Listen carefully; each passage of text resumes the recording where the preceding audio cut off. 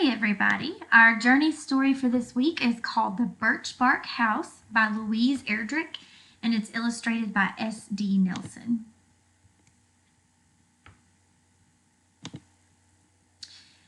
Omachias is returning home from an errand. She carries scissors for her mother and a lump of sweet maple candy for herself.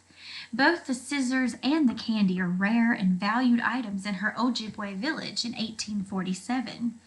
She is not eager to return home to the chore of tanning a moose hide and to her older sister Angeline, who made fun of her earlier in the day. Her feelings are hurt, and she wants nothing but to be respected by Angeline. Before she went back on the trail, Omachias rinsed off the old candy lump in the lake. It came out beautifully, creamy golden, translucent, and grainy dark, and sweet.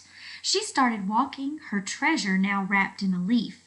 As she walked, Omachias thought, there was no way to share such a tough nut of sweetness. How would she divide it? Omachias decided she did not want to cause trouble at home. Furthermore, it suddenly made sense to her that at least one person in the family should get the full effect of the maple sugar. She would pop the whole thing into her mouth all at once. This would save problems. So she's got one piece of candy, and we've read that candy is rare. It's a delicacy, so they don't get candy all the time. And of course, she wants to eat the whole candy herself. I mean, who wouldn't want to? But I love how the author has worded it. Omachias' thought process is, it would be really hard to split this candy, and so either me or my sister, one of us would have to be upset. So I think I'll just eat the whole thing, and then we don't have to argue over it, and my sister won't see me eating it, so I'm going to save trouble for everybody. So that's how she's justifying in her head, but really she just wants to eat the whole piece of candy, because who wouldn't want to? The lump was delicious, tasting of spring sweetness and the inside of trees. Besides, Omachias reasoned, as she walked contentedly along, the taste of the sugar would save her from eating every one of the berries she was sure she would find on the path. Omachias' feet moved slower and even slower yet. For one thing, the moose hide waited. For another, she was still angry with her older sister and didn't want to see Angeline. She could still feel that sister foot pressing hateful on her back. If only there was some way to impress Angeline, cause her envy or jealousy. Make her say, "Can I have some of those berries? Please, please, please." You can be sure Omachias thought, her face taking on a faraway, haughty expression. She would be slow in answering, yet the worst of it was this. Her sister was usually on her side, helping her plan tricks on the other children in the village, or gathering new ferns, or snaring rabbits, visiting the grave houses looking for sugar or food left for the spirits, tossing off her clothes to swim with her.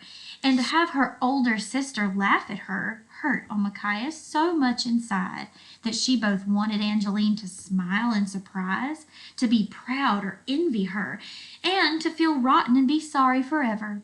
So Omachias took the slow way back, looking for odaimon, little red heartberries, in the sunny margins of the woods near the ground.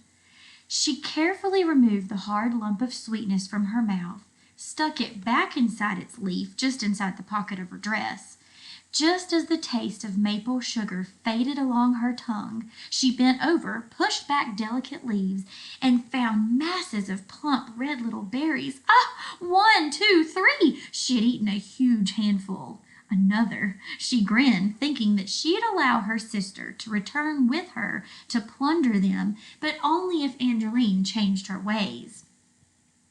So Omachias is close with her sister Angeline, because normally it says they're this pair that takes on the world, but her feelings are hurt because her sister has made fun of her. And it sounds like now Omachias' main goal is to just make her sister jealous. She wants to have something that she's proud of and that she can sort of use as leverage with her sister. Like, I'm only going to show you where these wonderful berries are if you are nice to me and if you apologize for what you've done. All of a sudden, a rustle and then a thump in a bush ahead made Omicaius freeze. A long moment passed as she stared through the dark leaves.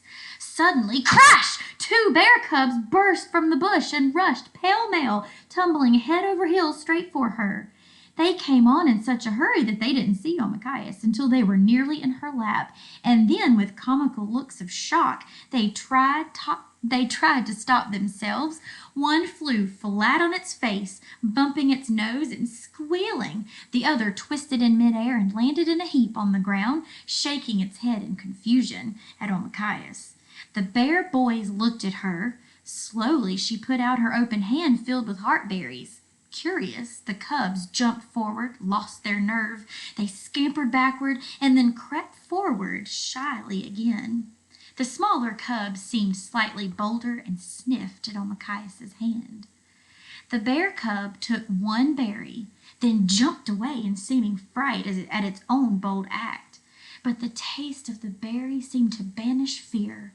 The 2 now tumbled at her, growling, mock ferocious. Their long pink tongues touched up every berry from her hands, eagerly flicking them from her fingers as fast as she could pick. They seemed to like the game. It could have gone on for hours, that is, until she stood upright.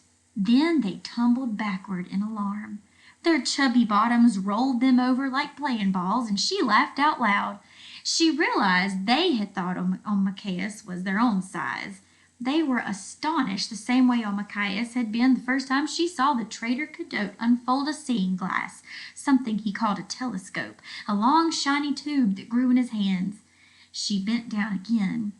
"I mean, little brothers," she said to them kindly, and they came forward. These little baby bears have probably never seen a human, so they thought Omicaius was small until she stood up, and they're very scared of her, but still having a good time.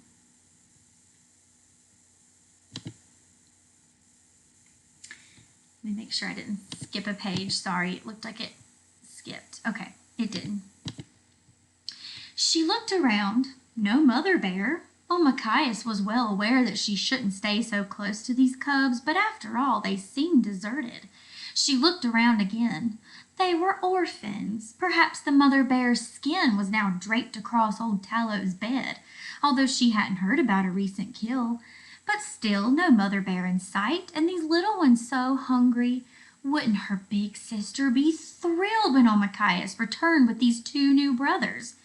Eagerly, Omicaius began to plan out her triumphant walk back to the house.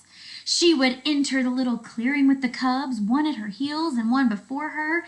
Everyone would make way, impressed. She would lead the bear cubs around the fire 4 times before she presented one of them to Angeline, who would look at her with new respect. Remember, she's trying to make her sister jealous, so she's like, oh my gosh, instead of bringing home these great berries, oh my gosh, what if I brought home these pet bears? My sister would love me. There was no warning. One moment, Omicaius was wiggling a leafy stick, making it move on the ground so the cubs would jump on it, biting fiercely. Then the next moment, she found herself flipped over on her back and pinned underneath a huge, powerful, heavy thing that sent down a horrible stink. It was the sow bear, the mother, breathing on her a stale breath of decayed old deer hides and skunk cabbages and dead mushrooms. Oh, wow! The surprising thing was, Omicaius realized later, that although she had no memory of doing so, she had the scissors out of their case and opened, the sharp ends pointing at the bear's heart. But she didn't use them as a knife. She knew for certain that she should not move. If the bear began to bite and claw, she would have to plunge the tip of the scissors straight in between the bear's strong ribs, use all of her strength, sink the blade all the way to the rounded hilt, and then jump clear if she could while the bear went through its death agony. If she couldn't get clear, Omicaius knew she would have to roll up into a ball and endure the bear's fury. She would probably be clawed from head to foot, bitten to pieces, scattered all over the ground. Until the mother bear made the first move, Omicaius knew she should stay still, or as still as possible, given the terrified jumping of her heart.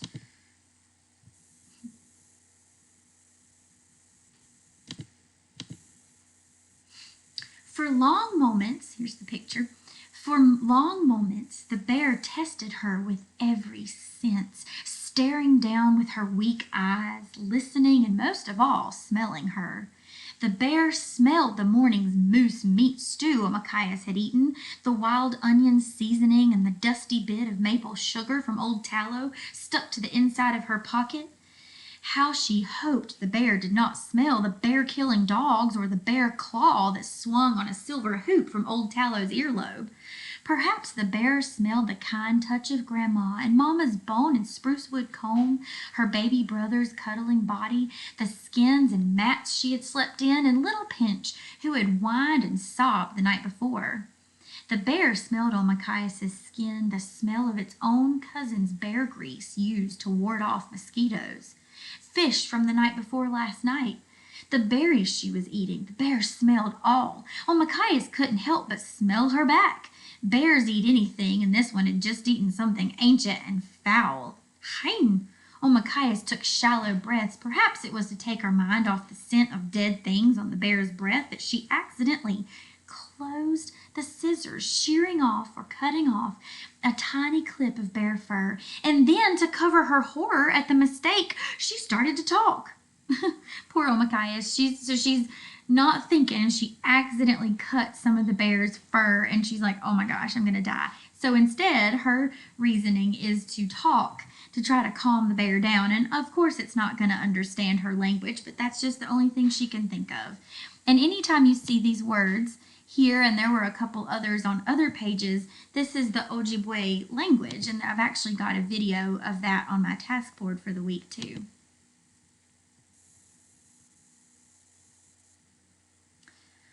Nokomis, she said to the bear, calling her grandmother.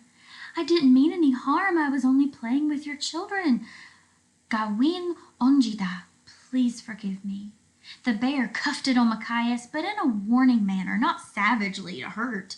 Then the bear leaned back, nose working as though she could scent the meaning of the human words. Encouraged, Machias continued. I fed them some berries. I wanted to bring them home, to adopt them and have them live with me at my house as my little brothers. But now that you're here, grandmother, I will leave quietly. These scissors in my hands are not for killing, just for sewing.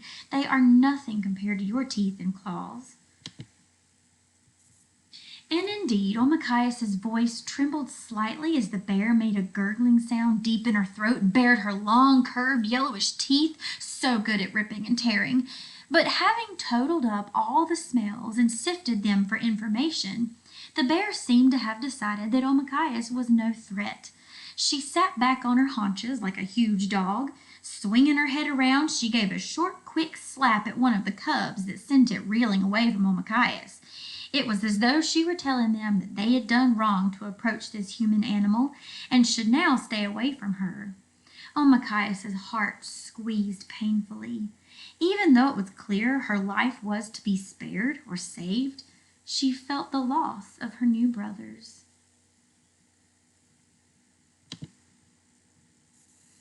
I wouldn't ever hurt them, she said again. The little cubs, piled against their mother, clung to her. For a long moment the great bear sat calmly with them, deciding where to go. Then, in no hurry, they rose in one piece of dark fur. One bear boy broke away, again tried to get near Machias. The other looked longingly at her, but the big bear mother abruptly nosed them down the trail.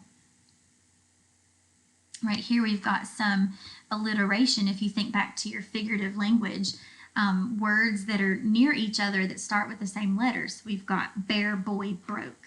I think there was another example earlier. Maybe you can go back and find that example. Anyway, that's the end of our story. I hope you enjoyed it. Check out the rest of the activities on the task board. There's a couple of things social studies wise that will, some of them go along with this story and some are just some extra background information. And then you can use your fiction chart on this story and kind of think back through everything. All right.